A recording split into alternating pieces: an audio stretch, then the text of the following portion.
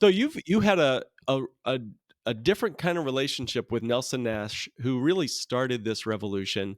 Uh, He and I got to meet each other a few times. He got to meet my wife and got to hold my daughter in his hands. He's a great man. He's always had like a an unbelievably different way to understand the world and a very yeah. clarifying heart and mind, right? But you got to know him through, I mean, over decades. You guys went fishing. You guys have been, spend time together.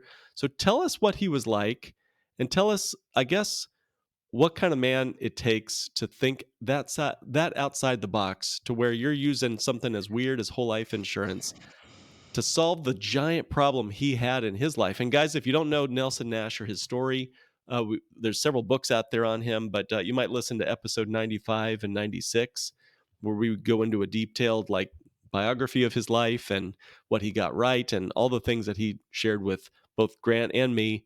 But Grant, what's it like having him as a mentor, and how can we learn from him, his example? Nelson, I would describe Nelson as every time I was around Nelson, he's like one of those people you just want to sit at his feet and just listen, and very strong Christian man, very public about it. You can read his book and you'll see all that in there. And I think that was great. But he had a passion for economics and what's doing what right and teaching people how to do this. He didn't really teach this for people like us to go in here and offer it to people, but he wanted people to learn how money works and take his story. We all have stories, right? His failure story to success story. He likes to show that. So so that's something that with Nelson, he's part of the Austrian School of Economics, Foundation of Economic Education. Nelson had a great background, von Mises Institute. It's a free market. It's how the market is supposed to run. And so everything Nelson talked about revolved around that. And that's what this strategy was for. It was really to teach the process of the banking function and getting it back on the me and you level and getting it out of what's happened today.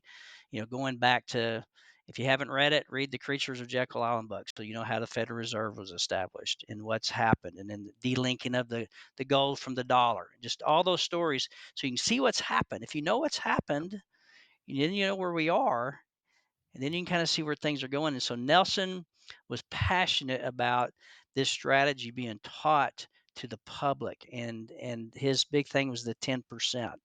If you can get the 10%, doing this, you could change the country. And if you don't believe that, just see what's going on in our politics, what people are trying to do to change the country.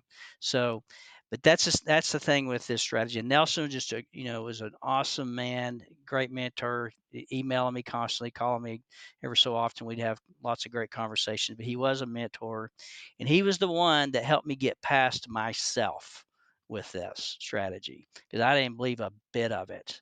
And so thankfully, he got on the phone with me a lot before we met and let me sit there and just beat him up about it, and super kind to do that. And through that, we became friends. And as many people that knew Nelson, he made all of us feel like his best friend. But Nelson was very focused on making sure people learn this. The Austrians would learn this.